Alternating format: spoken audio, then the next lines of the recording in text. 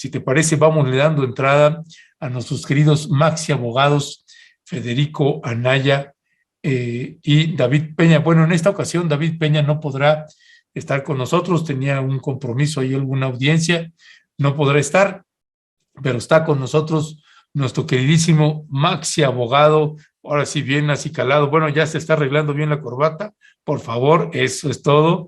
Hay que encuadrar también la cámara, por favor, y le damos la entrada a nuestro queridísimo Federico Anaya Gallardo.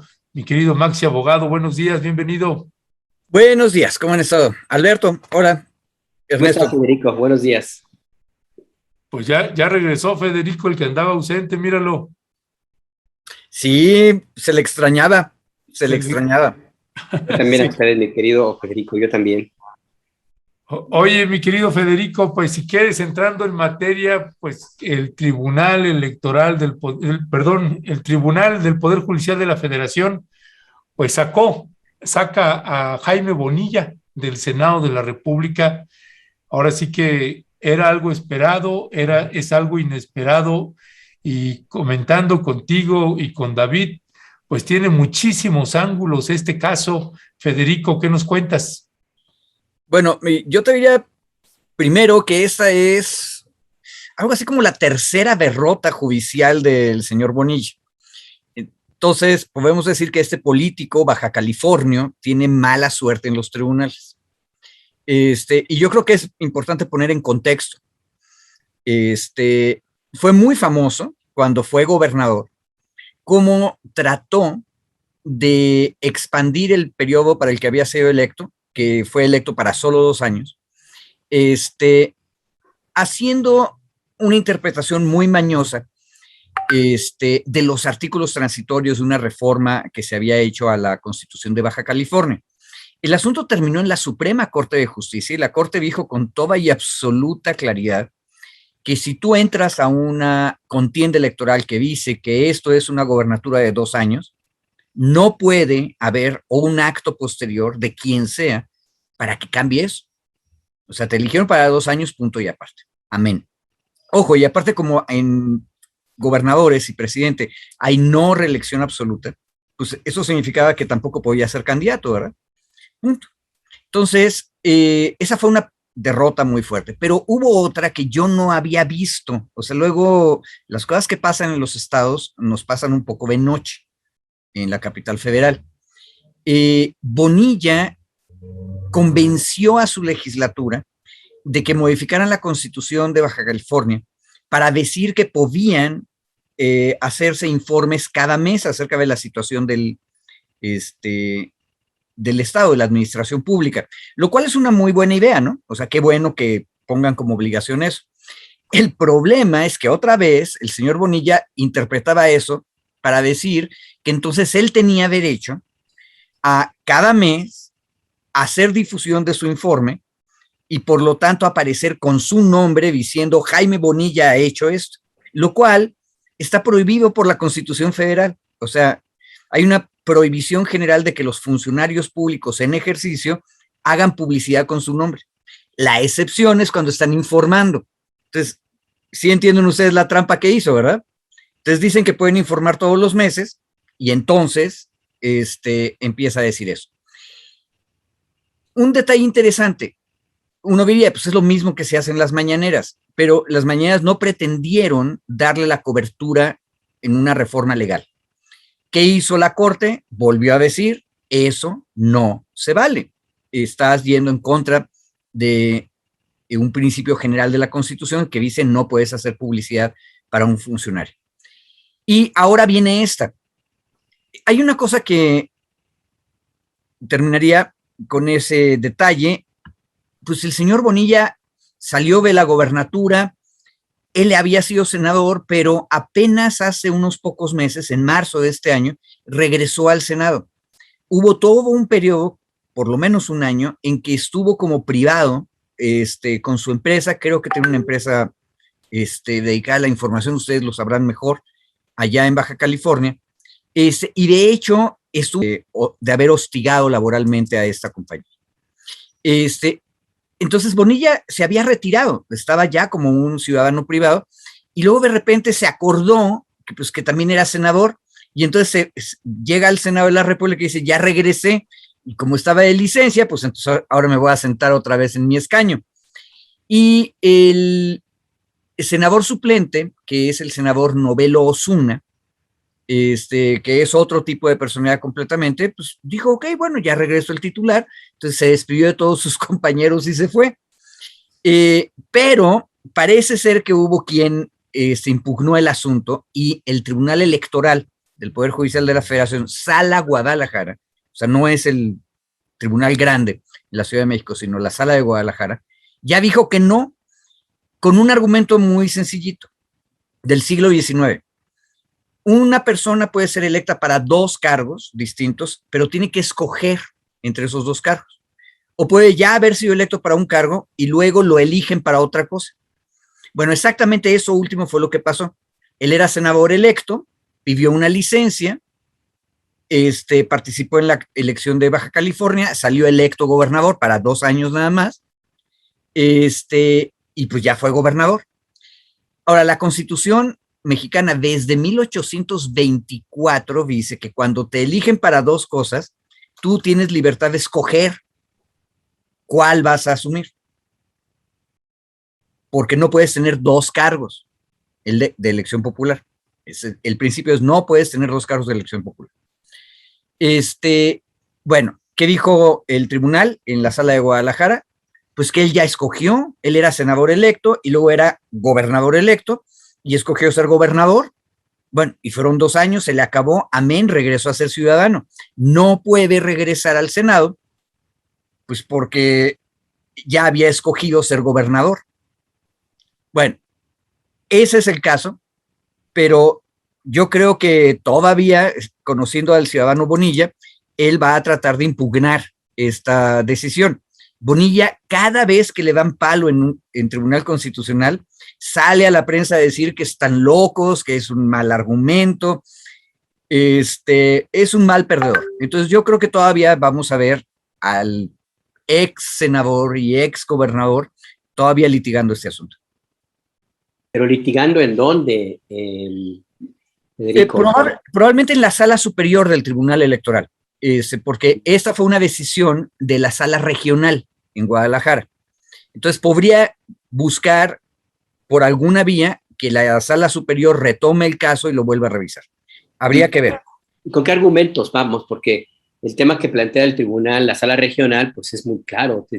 Tú tenías, la ley te concede a ti la posibilidad de elegir entre 2 cargos. Ya lo hiciste, ya eligió, ya se acabó la oportunidad. No sé qué argumento tú imaginas que pudiera plantear el exgobernador para llevar un litigio con un éxito esperable para él. Alberto, me pones en el caso de ser el abogado del diablo, ahí voy.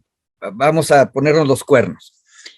Hay un argumento que tiene un elemento histórico. La regla de tienes que escoger viene de 1824, en una circunstancia en la que las elecciones se hacían en todos los estados y los estados podían tener de candidatos a gente de otro estado. Era una cosa medio alucinante. Entonces tú podías estar viviendo en Zitácuaro y luego te enterabas que en Monterrey te habían electo diputado, pero también te eligieron diputado en Hermosillo. Esa era la realidad de la regla. O sea, tú tienes que escoger si eres diputado por Hermosillo o diputado por Monterrey, aunque vivas en Zitácuaro, ¿sale? Y eso ya no existe. O sea, ya ese es un escenario que es imposible ahora. Tú tienes que vivir en el lugar para que te elijan. Entonces, Bonilla podría decir, no es cierto de que sean 2 elecciones simultáneas. Hubo una elección, yo pedí la licencia, entonces se suspendió mi nombramiento electo como senador, y luego, en el tiempo de la licencia, hice muchas cosas, viajé a la China, regresé, me eligieron gobernador, dejé de ser gobernador, administré un tiempo mis empresas, y ahorita que ya tengo ganas otra vez de ser senador, vuelvo a activar la senaduría. Ese podría ser un argumento, que en realidad no fueron 2 elecciones simultáneas. Pero, en mi opinión, aunque ese argumento podría dar, si él encuentra la manera de impugnar ante la sala superior, un argumento suyo podría ser ese. No fueron elecciones simultáneas, por lo tanto no aplica la regla de escoger. Pero hay una injusticia democrática muy clara. O sea, lo que a mí me queda muy claro es que el ciudadano Bonilla, que es un ultra empresario de Baja California, cree que uno puede entrar a la política y hacer lo que quiera, interpretando las cosas como él en su egoísmo personal quiera. Y eso es una mala actitud. Simplemente si ustedes revisan en internet, ponen Bonilla, sentencia, van a encontrar a un empresario que se mete a política y abusa del poder que tiene como empresario y le pretende imponer las cosas a la comunidad democrática y a la comunidad política. O sea, creo que no tiene razón, pero sí creo que va a intentar impugnarlo. Es más, se burla de los tribunales cuando le dijeron que no podía hacer expandir su periodo. Después de una larguísima discusión pública de la Suprema Corte de Justicia que dijeron con toda claridad por qué no se podía, él declara inmediatamente, no dijeron ninguna razón válida. O sea, simplemente no tiene una buena actitud frente a los tribunales. Entonces yo creo que sí va a intentar, si encuentra modo de subir a la sala superior, va a intentarlo. Ya. Oye, bueno, eso abre, me abre también me quedo no pensando no solamente en el caso de este hombre, de Bonilla, sino de otros, ¿no? Que habría que ver puestos de elección popular. Yo no sé si un dirigente, el dirigente de un partido político tiene un cargo de elección popular o no, o si aplica solamente cuando eres funcionario. En el caso de si un presidente de un partido político, estoy pensando en Alito Moreno, o en casi todos los, Mario Delgado, pues que todos son diputados, senadores y además son presidentes de partido. Y supuestamente es un voto de elección interna, pero es una elección dentro de un partido político. Ahí no aplica, como en el caso de Jaime Bonilla. No, de hecho, ahí la regla es yo te diría que es exactamente al revés. Yo creo que lo sano democráticamente es que los líderes de los partidos estén involucrados en los parlamentos, si así lo quieren.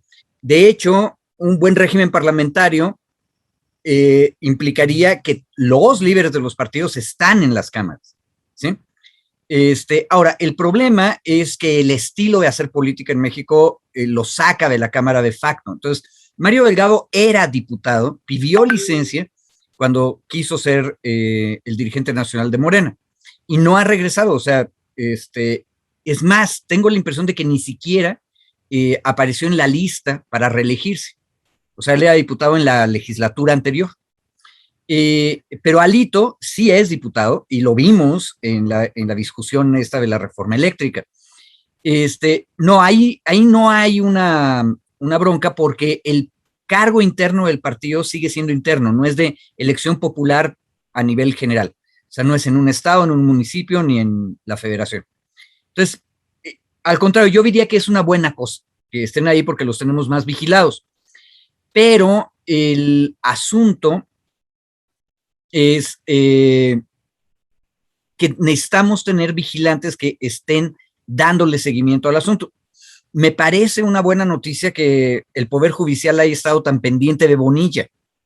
Y a mí lo que me preocupa es otra cosa, ya mucho más material y es más materia de ustedes, los periodistas.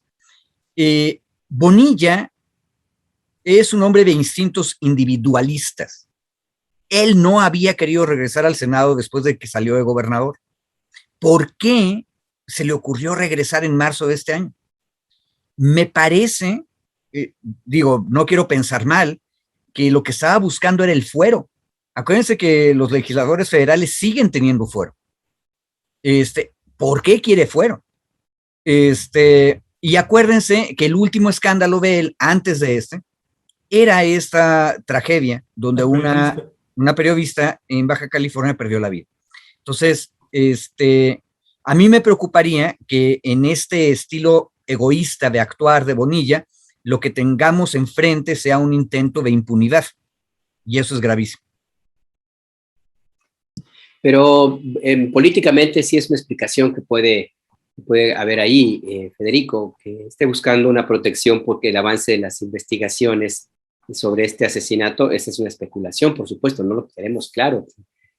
Tal vez también está pensando en algún seguro político para 2024, mantenerse lejos de la vida, más bien cercano pues a la vida política, o de alguna u otra forma mantenerse visible de una especie de ostracismo en que pareció haber caído Jaime Bonilla después de lo que sucedió con su gestión como gobernador y con lo que ocurrió con el asesinato de la periodista que no cayó nada bien en Palacio Nacional, mucho menos por la forma como se involucró al partido en el gobierno, en un crimen del cual hasta antes de ese momento había sido responsabilidad casi única de partidos diferentes al que está ahora en el poder.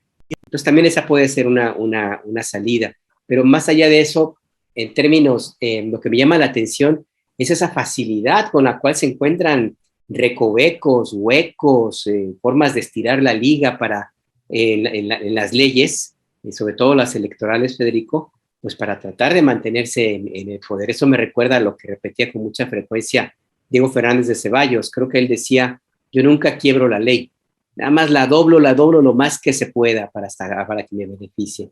Y creo que este puede ser un caso, Federico. De hecho, es la cosa más normal del mundo, Alberto.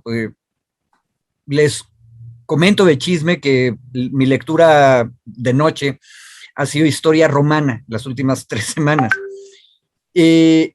No hay régimen en el cual los políticos no doblen la ley para beneficiarse. En cualquier régimen, en cualquier época lo hacen. Lo que distingue que las cosas son mejores o peores es cuando tienes a alguien que vigila lo que están haciendo. La buena noticia dentro de lo que estamos discutiendo es que tienes un poder judicial que anda persiguiendo a Bonilla. Pero para eso se necesita, fíjate las paradojas, que haya oposición.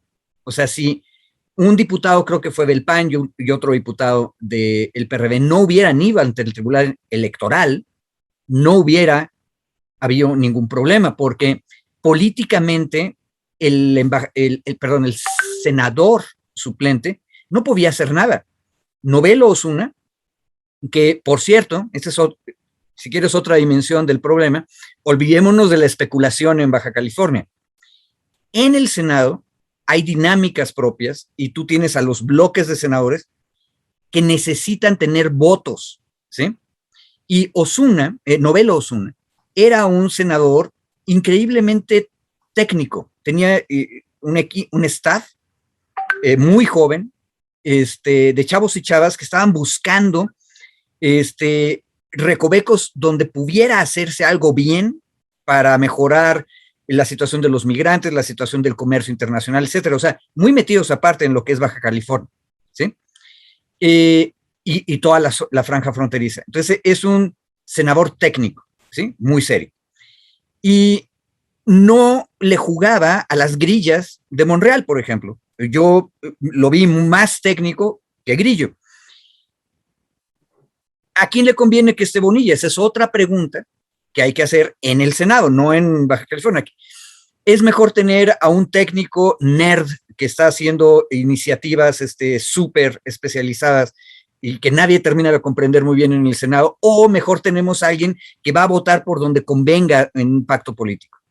Eso podría ser la razón por la que lo llamaron. O sea, es distinto. Él no fue al Senado a buscar protección. Lo llamaron porque lo necesitaban para algo. Que luego también eso pasa. Y también capaz de que Osuna empezó a hacerles mosca en el Senado. No sé. Novelo Osuna, mi conocimiento que tuve de él fue esto que les digo, técnico, bueno, y que no se metía en grillas. Capaz de que eso molestó a alguien. Pero la buena noticia, tenemos 2 diputados en la oposición que persiguiendo a Bonilla lograron que la sala de Guadalajara ya dijera que no se vale. Y ojo, estamos sacando de la tumba una regla de 1824. no es cosa mala. Y es lo que decía Diego Fernández, o sea, voy a doblar la ley todo lo que pueda, y si necesito sacar un precedente de hace 2 siglos, lo saco, pero la Corte lo tiene que discutir. Y en ese caso es el Tribunal Electoral, que acuérdense que es una especie de sección de la Corte especializada, ¿no? Ya, pues mi querido Federico y Alberto, pues más allá de que este tema todavía va a dar mucho de qué hablar, me gustaría, si les parece, vamos pasando al siguiente tema, que ya nos quedan pocos minutos, y que es el caso otra vez de Devani, esta joven que fue asesinada ahí en un hotel en Monterrey, Nuevo León. Bueno, pues se hizo toda una escandalera. Alberto, yo creo que venía en el vuelo de regreso cuando a Azucena Oresti le estaban lloviendo, pero todo tipo de meteoritos, porque el padre de Devani, pues la evidenció, eh, presentó, hizo público, sacó un video que el viernes pasado se habló al respecto. Eh, pero que bueno, que ahora pues, ha causado mucho revuelo, mucho escándalo en el gremio periodístico y en la población civil en general, pues una indignación hacia la periodista Azucena Oresti. Estos son algunos de los mensajes que ella puso. Te voy a pedir, Leonardo, si ponemos este primero, que es el que pues es parte de la charla que queremos tener aquí con el maxi abogado, con Federico Anaya, pues sobre los términos en los que está el papel del periodismo y el papel de las fiscalías, la filtración de información, este tipo de textos que es el que le envió la periodista, la conductora, Azucena Oresti, conductora de Milenio TV, al papá de Devani, que después borró el mensaje, pero pues el papá ya le había tomado una captura de pantalla. Y dice el texto, comunicándose con uno de la Fiscalía de Nuevo León: oye, Fren, ¿por qué no quiere contestar el fiscal? Duda personal, again. Digo, ya sabes que yo siempre he ido del lado de la Fiscalía, a pesar de todo el desmadre, y pone la carita del jajaja en carcajadas. Evidentemente, un texto de esa naturaleza pues genera muchísima indignación. La periodista cayó en una suerte de erratas una tras otra por querer zafarse. Pues primero sacó un texto, después sacó otro, donde dice, pues siempre yo no fui, que es esta otra imagen que te acabo de enviar también, Leonardo, que es la imagen donde ella está diciendo, pues en realidad yo no escribí el texto, ¿no? Yo no escribí el texto, si me haces favor de ponerlo ahí. Dice, aquí 2 respuestas a preguntas que me han hecho. Primero, evidentemente yo no escribí el mensaje que se me atribuye. Estamos investigando lo sucedido, pues estaba a punto de entrar al aire. Mi último mensaje fue a las 21:30 horas y alguien se tomó una atribución sin mi consentimiento. Segundo, a mí no me filtraron ningún documento, yo reporté lo que El País reveló en su portal. Las campañas para hacer daño cada vez son más frecuentes, pero no tengo por qué esconder absolutamente nada y los hechos hablan por sí mismos. Gracias por todo su apoyo. Wow. Pues sí, o sea, pues ¿qué te digo, mi querido Federico? Tu expresión fue mejor que 1000 palabras. Wow, ¿no? O sea, no cede ni siquiera una disculpa, caray, algo que le haga a uno saber, o al padre, ¿no? A ver, porque ella está reconociendo que, que el mensaje que recibió el padre salió de su entorno, del entorno de Oresti. Dice sí, que no fue ella, pero sí es su entorno. Es su entorno que están haciendo una investigación para ver qué fue lo que pasó. Alguien se tomó atribuciones que no debían. Bueno, hay otra cuestión que quienes nos están escuchando podrían aprovechar. Hay un debate, yo lo vi en Polemón, pero supongo que se puede encontrar en otros medios, entre Oresti y el Fisgón. que el Fisgón era un comentarista, parece ser que esa fue su última participación porque se pelearon muy feo, es donde el Fisgón le reclama a Uresti sobre este asunto. Y lo que a mí me parece más importante es que Uresti en ese debate con el Fisgón insistía en que esto que está pasando, decía Uresti, es periodismo de investigación. Bueno, aquí estoy sentado con dos expertos. Ella dijo eso. Yo no soy periodista, pero a mí me suena que Uresti está exagerando y está abusando del término. Y lo que nos acaba de mostrar Ernesto lo demostraría, porque si yo agarro una nota que sacó otro medio, en este caso El País, eso no es periodismo de investigación. Es más, incluso la ética periodística tendría que decir, eso lo dijo El País en tal circunstancia, punto y aparte, o sea, cito mi fuente y punto, pero no es investigación. Y a mí lo que me preocupa es otro detalle. El Fisgón le reclamó a Uresti, tú implicaste que Devani estaba haciendo algo malo, éticamente o moralmente malo, y eso fue revictimizar a la chica que fue asesinada. Y eso está mal, eso no debes hacerlo.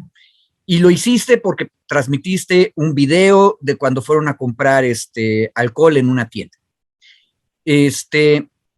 La pregunta es, ¿ese video de dónde salió? Y Uresti deja muy claro que ese video seguramente, así lo dijo, lo tenía la fiscalía. Pregunta, ¿esta relación que ya vimos que sí tiene Uresti con la fiscalía le permite al encargado de la investigación soltar videos? Y lo mismo, si no es para Uresti, es para El País. Porque el problema que tenemos es que hay filtraciones de investigaciones y luego eso se convierte en noticia. Pregunta Alberto, ¿eso también califica como periodismo de investigación?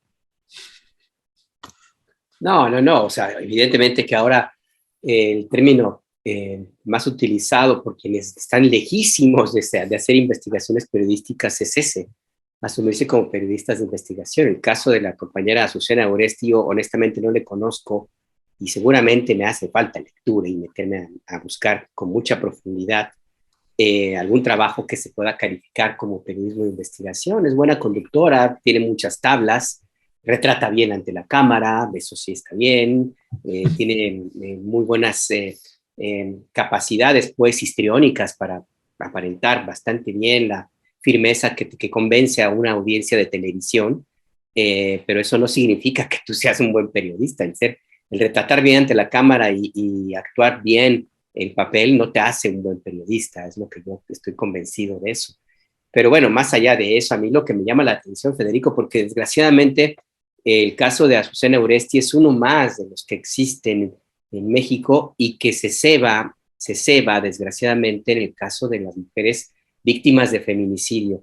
No es la primera vez que se utilizan imágenes de filtraciones de las autoridades para tratar de justificar o su inoperancia o su complicidad en los crímenes, que en el caso de Devani, como mencionó en algún mensaje Fabricio Mejía en Twitter, y me permito retomarlo, lanzó la pregunta, bueno, pues esto que vemos ahora lo que hace es mover a la sospecha, estoy yo ampliando lo que publicó, de que se quiere proteger a algo más grande, tal vez a una red más grande, que estaría detrás del homicidio, el feminicidio de Devani. Eso por un lado. Por el otro, porque ¿de qué forma se explica toda esta situación, más allá del escándalo mediático o el interés político que pueda haber de un personaje lastimado o no? En Nuevo León, el Bronco, por ejemplo, que pues está en la cárcel, lo metió en la cárcel Samuel García, y el Bronco tiene muchas conexiones. Pero más allá de eso, a mí me llama la atención esa tentación, esa tendencia más bien a revictimizar a las mujeres víctimas de violencia. Ya en algún momento hubo un grupo de compañeras periodistas que marcharon al periódico La Prensa a exigir que parara la difusión de las imágenes en su portada de un feminicidio brutal. Pero pues eso es una batalla que se ganó en un espacio hace años. Es una batalla perdida. Legalmente es un tema muy complicado, ¿no, Federico? O sea, porque también la idea de pensar en alguna sanción implica acercarse a la censura. No sé tú cómo lo ves. A ver, el trabajo de los periodistas, en mi opinión como abogado, es darle elementos a los lectores, a las audiencias, para que la sociedad evalúe cómo se está haciendo una investigación policial. Ahora, el problema es que, por ejemplo, si tú sacas un video de la que fue víctima de homicidio comprando alcohol, simplemente sacar el video en nuestra sociedad que sigue siendo moralmente muy tradicional, especialmente si la víctima fue mujer, es activar ahora sí que nuestro cerebro reptiliano primitivo diciendo, está haciendo algo malo, ¿sí? Y entonces yo creo que los periodistas deberían restringirse para no perjudicar. O sea, no presento el video, pero lo que sí digo es, en una tienda se le encontró consumiendo. Ese es un dato relevante. O sea, la gente sí necesita saber en dónde estuvo la chica antes de desaparecer y antes de morir. Eso sí es relevante. Ahora, la otra cosa es que no interrumpas las labores de investigación, porque puede ser que el periodista que sí está haciendo investigación descubra elementos que son verdaderos, pero todavía no los tiene la policía, todavía no los tiene el Ministerio Público, y si los saco a público, capaz de que le hago daño a la investigación que se está haciendo. Mi punto es sin llegar a la censura, tiene que haber mucho respeto y mucha responsabilidad de los periodistas por un lado y de los ministerios públicos por el otro. Ahora, este país estamos en la calle de la amargura y de la primitividad en esta materia. Tú te encuentras en algunos casos, yo tengo muy presente uno de San Luis, donde páginas, decenas de páginas de una averiguación previa, así se llamaban antes, las carpetas de investigación, aparecieron publicadas en un libro. O sea, eso no se vale. Eso significa que hubo un agente del Ministerio Público que soltó información que no debía haber soltado. Y el problema es que no hemos discutido con más seriedad este asunto. Ya, yo creo que vale mucho la pena la crítica que le hizo el Fisgón a... No, el caso que te digo es un caso muy antiguo. Ya tiene como 12, 15 años en San Luis Potosí. Pero en realidad sigue pasando. Si los videos de lo que estuvo haciendo Devani el día anterior a su muerte están en la carpeta de investigación, la primera pregunta es, ¿por qué los tiene la prensa? Y si no estaban en la carpeta de investigación, la pregunta es, ¿ya están? El Ministerio Público dijo, oigan, ese video a mí me interesa para saber de dónde salió para seguir mi investigación. Eso es lo que tendrían que estarnos explicando los dos lados, el Ministerio Público y los medios. Ya, pues en estos límites, que más bien pareciera que no hay límites, no. Y que la fiscalía o cualquier fiscalía, lo vimos en el caso de Alejandro Hertz Manero, que también se filtraron audios o se filtran expedientes del caso Ayotzinapa, o ahora en el caso de Bani, es casi una usos y costumbres aquí en México. Déjenme nada más colocar esta otra imagen, porque también me parece relevante en esta parte, ¿no? Los dos mensajes que envió Azucena Uresti respondiendo a los dichos del padre de Devani, de don Mario Escobar, es que uno, del día 12 de mayo a las 11:51, dice, acabo de ver el mensaje de Mario, padre de Devani, al respecto solo apunto que nuestra cobertura ha sido veraz, crítica a la autoridad y apegada a los hechos, y puede revisarla. Mario, usted lo sabe, seguiré trabajando bajo este compromiso siempre. Eso fue el 12 de mayo. Y el 13 de mayo, que es cuando se ve las imágenes del lado derecho, que están con el fondo negro, es cuando dice, pues yo no escribí eso. Y la pregunta es, pues, ¿por qué no lo dijo el mismo 12? Que es cuando el padre presenta, pues, lo que ella dijo y lo que ella escribe, ¿no? O sea, es evidente que la periodista miente ahí y que, bueno, pues su costo político tendrá, el medio, cada quien construye su imagen como periodista, construye su imagen como medio de comunicación. Esa es responsabilidad de cada quien. Acá me detengo en el caso de la intervención federal frente a una situación de esta naturaleza. Cuando hay una situación de esta naturaleza, bueno, ya el padre de Devani y la madre platicaron con el presidente López Obrador. El presidente López Obrador dijo que les va a ayudar. Ahí, ¿qué procede, Federico? ¿Puede intervenir de motu propio, esté de acuerdo o no la Fiscalía Estatal de Nuevo León? ¿Puede intervenir el gobierno federal, la Fiscalía Federal, o tiene que ser a solicitud expresa de la Fiscalía de Nuevo León? Mira, el problema, acabas de hacer una pregunta como si estuviéramos en Estados Unidos de América. Es una cosa interesante. Los primos en el norte, que son una república más viejita que la nuestra, tienen la posibilidad, los federales, de intervenir en casos de emergencia, ¿sí? Uh-huh. Y en realidad no está muy reglado. Si tienen una buena razón política, gana la federación y se jala el caso, ¿sí? Por ejemplo, el secuestro siempre había sido un delito estatal. Pero el día que en los años 1920 secuestraron al hijo de Charles Lindbergh, el primer aeronauta que cruzó el Atlántico, y se armó un escándalo y la policía del estado no podía hacer nada, la Fiscalía Federal retomó el caso y desde entonces el FBI puede jalar casos de secuestro, ¿sí? Se volvió precedente. Pero en México es mucho más formal el asunto, no hay modo de hacerlo así. Estamos frente a un delito local, tanto el feminicidio como el homicidio, como lo quieras clasificar, ocurrió en Nuevo León. No tenemos ninguna indicación de que se hayan utilizado armas de uso exclusivo del ejército, que ese era el pretexto clásico mexicano para jalarte un asunto a la federación.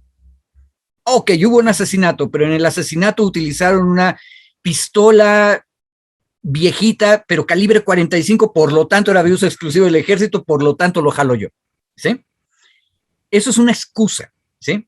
Y yo, que soy federalista, defiendo ahí sí los derechos de los estados. Lo que podría hacer, o sea, la federación podría intervenir en materia de derechos humanos. Por ejemplo, la CNDH sí tiene una facultad fuerte de jalarse el asunto, ¿sí? Pero el problema es que no es fuerte. Y yo no veo cómo la Fiscalía General de la República pudiera jalarse el asunto. Y aquí el problema es que la familia de Devani tocó la puerta de Palacio Nacional en una república moderna en la cual el Palacio Nacional ya no tiene el control de la Fiscalía. O sea, o tiene un control muy complicado, por decirlo de otra manera.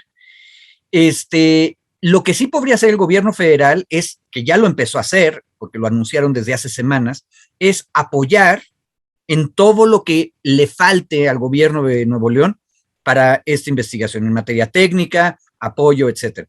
Y a veces ese tipo de intervención, si los otros son demasiado mal hechos, que parece ser que lo son, o sea, la investigación del caso de Devani demuestra muy mala calidad en las investigaciones, eso podría ayudar. O sea, los federales están presentes apoyando, no toman el caso, pero están ahí. Y entonces lo hacen ya en público de los federales. Pero es mucho menos fuerte. Yo no veo que el gobierno federal pueda salvar el caso y hacer justicia, salvo en materia de derechos humanos para la investigación. Pero otra vez, el problema es que la CNDH no es el gobierno federal tampoco. Es otro órgano autónomo.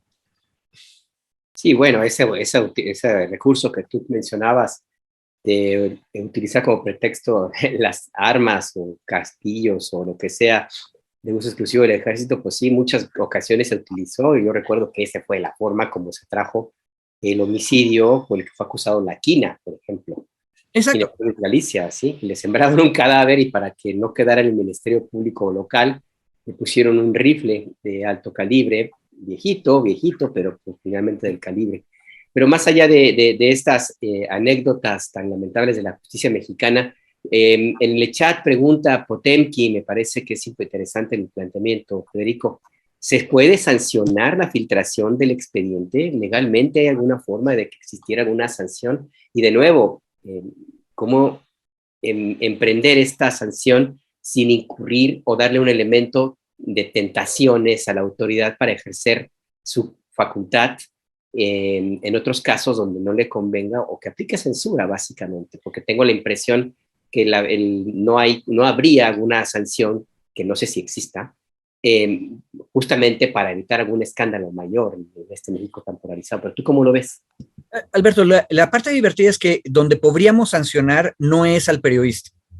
Ahora sí que las y los periodistas siempre van a tener la posibilidad de decir que iban caminando por la calle y se encontraron un sobre lleno de información. Y tienen derecho, en nombre de la libertad de prensa, a decir que eso ocurrió, ¿sí? En Estados Unidos lo tienen muchísimo más elaborado, o sea, tienen el derecho constitucional a no revelar sus fuentes, ¿sale? Bueno, pero en México también ocurre. Aquí lo interesante es que el periodista difícilmente lo puedes acusar de haber hecho algo malo, pero lo que sí puedes hacer es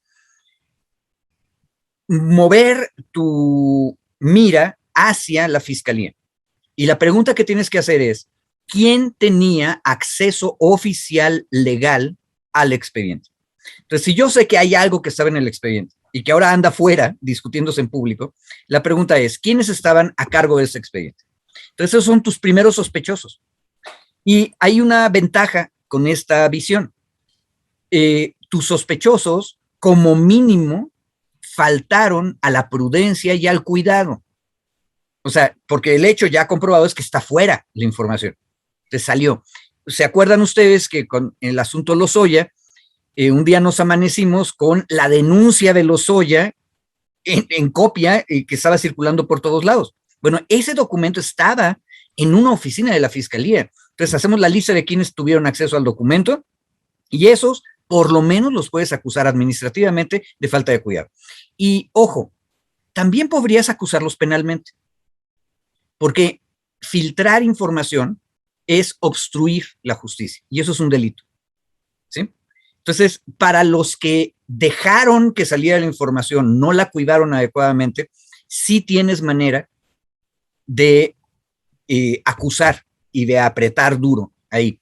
Y eso es una virtud porque no estás atacando la libertad de prensa, lo que estás haciendo es restringir a los que tienen el deber de cuidar los expedientes.